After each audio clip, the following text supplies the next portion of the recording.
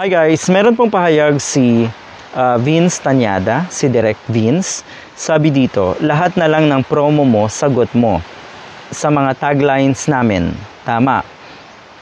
Sa tingin ko rin, ang totoong nakikisakay dito ay ang kabila. Okay, dahil tingnan natin pati poster mo, pinig mo rin sa amin. Nauna na kaming mag-announce ng date at wala kaming pake sa opening mo. Okay, so nauna ngang mag-announce ang Ako si Ninoy. Nauna rin siyempreng matapos ang Ako si Ninoy. So sino ngayon ang nakiki-ride on? Pero naratibo mo noon pa, sumasakay at umaangkas ako sa'yo. Pag-isipan mo, parang baliktad. You see, talagang ganyan ang mga ugali. Ang ugali ng mga pulangaw. Madalas po nilang baliktarin ang sitwasyon. Baliktad na ang mundo ng mga yan. 'Di ba?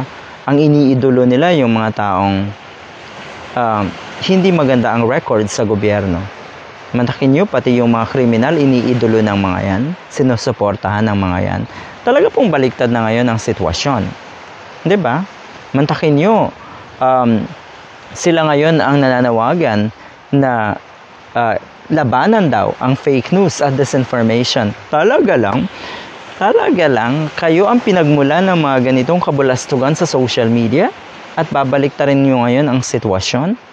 Alright, so eto, gusto ko ring samantalahin na sana tayong lahat na naandito ay panuuri natin ang Ako si Ninoy. Talaga pong manunood kami ng aking mga kaibigan, mga kasama sa bahay, lahat kami ay manunood niyan. Ulitin ko nauna po ang play date. Naunang nag-announce si Direct Vince Tañada. Yung isa pong pelikula na kuno nga ay sinasakyan ni Vince, Attorney Vince, hindi pa po tapos. Wala pa rin pong play date. So kung magkasabay nga yan, 'di ba? Sige, magkasabay uli. Meron na siguradong manonood ang pelikula ni Attorney Vince Tañada. Meron na po talaga. Ito po ay ang mga kababayan natin na naniniwala na dapat ipaglaban ang katotohanan. Yun po yung mga taong manunood. Sa kabila po, wala pang alam kung sino ang manunood.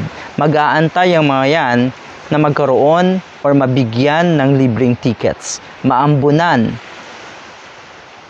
So depende, sino ba ang posibleng mag-sponsor, mamakyaw ng maraming tickets sa kabila. So doon pa magdidepende ang magiging success ng kanilang pelikula.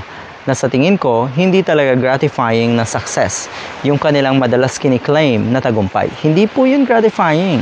Ang isang tagumpay kasi, kung yun ay totoong tagumpay, paghihirapan mo. 'Di ba? Wala kang, hindi ka gagamit ng influence ng kung sino man. Sarili mo. Okay? Paghihirapan, halimbawa, ng mga cast, ng mga crew at direktor ng pelikulang yun. Paghihirapan yung pagpupromote. At marami pang aspeto para lang magtagumpay. Yun po ang totoong tagumpay. Ulitin ko rin na ang totoong tagumpay, hindi naman yan nasusukat kung gaano kalaki yung kinita. Okay? Dahil posibleng tignan mo rin, gaano ba kalaki yung nagastos para kumita ng ganito. Okay?